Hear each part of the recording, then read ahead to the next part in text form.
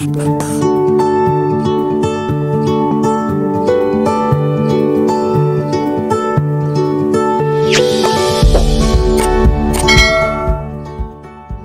fiksi. Menurut Kamus Besar Bahasa Indonesia, fiksi adalah cerita rekaan dalam karya sastra. Cerita fiksi ialah pernyataan yang hanya berdasarkan hayalan atau rekaan, tidak berdasarkan kenyataan. Proses imajinasi non-ilmiah sangat diperlukan dalam membuat karya fiksi. Berdasarkan pengertian di atas, fiksi dapat memiliki manfaat untuk media berpikir kreatif, praktis, normatif, dan estetis. Selain itu, fiksi juga memberi manfaat untuk mengenali, menganalisis, menghayati, dan merumuskan nilai-nilai kemanusiaan. Dalam cerita fiksi tentu kita harus mengetahui tokoh utama. Tokoh utama adalah tokoh yang mendominasi jalannya cerita, membawa pesan atau amanat dari cerita.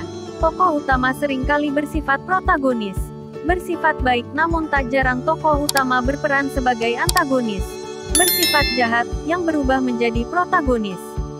Jalan cerita atau alur. Jalan cerita atau isi cerita atau alur cerita disebut dengan plot. Plot merupakan salah satu bagian tulisan fiksi yang sangat penting. Plot atau alur cerita berisi tentang peristiwa-peristiwa yang mempunyai hubungan satu dengan yang lainnya. Keterkaitan ini akan membentuk satu kesatuan cerita yang utuh. Alur adalah rangkaian peristiwa dalam cerita yang saling berhubungan. Alur terdiri atas sebagai berikut. A. Eksposisi atau pemaparan, yaitu pengarang mulai mengenalkan tokoh-tokohnya. B. Pertikaian, yaitu tahap alur yang menggambarkan mulai adanya pertikaian, baik antar tokoh maupun pada diri seorang tokoh. C. Klimaks, yaitu tahap alur yang menggambarkan bahwa persoalan yang dihadapi tokoh mencapai puncaknya. D. Leraian, yaitu tahap alur yang menggambarkan bahwa persoalan mulai menurun. E. Penyelesaian, yaitu tahap yang menggambarkan bahwa persoalan selesai. Apabila tahap-tahap di atas disajikan oleh pengarang secara urut dari tahap pemaparan hingga penyelesaian, dinamakan alur maju. Apabila tahap-tahap alur di atas disajikan secara mundur, disebut alur mundur. Apabila disajikan secara gabungan antara maju dengan mundur, dinamakan alur gabungan. Cerita fiksi disebut juga cerita hayalan. Namun dalam pembuatan cerita fiksi penulis juga bisa membuatnya dari kejadian nyata, akan tetapi tokoh dan alur cerita yang dibuat penulis merupakan imajinasi yang ia miliki. Kita dapat mengetahui ciri-ciri teks fiksi dengan beberapa hal sebagai berikut, di antaranya. 1. Bersifat rekaan, imajinasi atau karangan pengarang. 2. Terdapat kebenaran yang tidak mutlak, belum tentu benar. 3. Cerita menggunakan bahasa konotatif, bahasa perumpamaan. 4. Karya fiksi tidak memiliki sistem yang baku atau resmi. 5. Terdapat amanat atau pesan moral tertentu yang ingin disampaikan melalui cerita. Terdapat berbagai jenis cerita fiksi yang ada di sekitar kita, di antaranya. A. Cerita fiksi roman. Roman berasal dari bahasa Perancis yaitu romance, yang memiliki arti cerita fiksi yang menggambarkan kehidupan para tokoh secara rinci dan mendalam.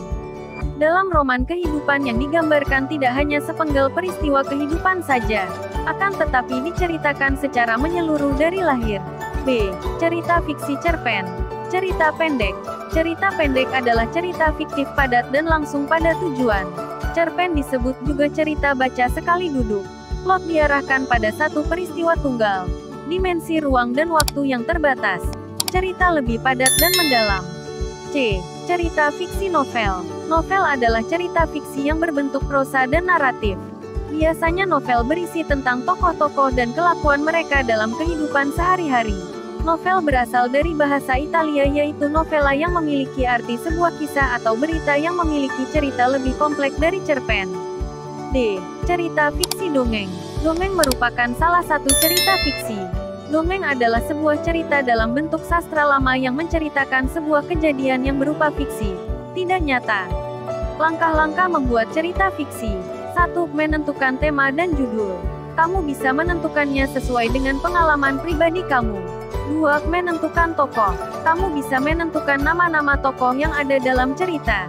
3. Menentukan konflik atau masalah. Masalah adalah ketidaksesuaian antara harapan dengan kenyataan. Bisa juga masalah dalam hal ini yang menimbulkan gejolak perasaan. 4. Membuat alur. Alur juga merupakan kerangka cerita. Kita menentukan alur cerita. Misalnya awal cerita itu dimulai, pertengah diisi dengan konflik, lalu diakhiri dengan amanat cerita. 5. Mengembangkan alur menjadi cerita.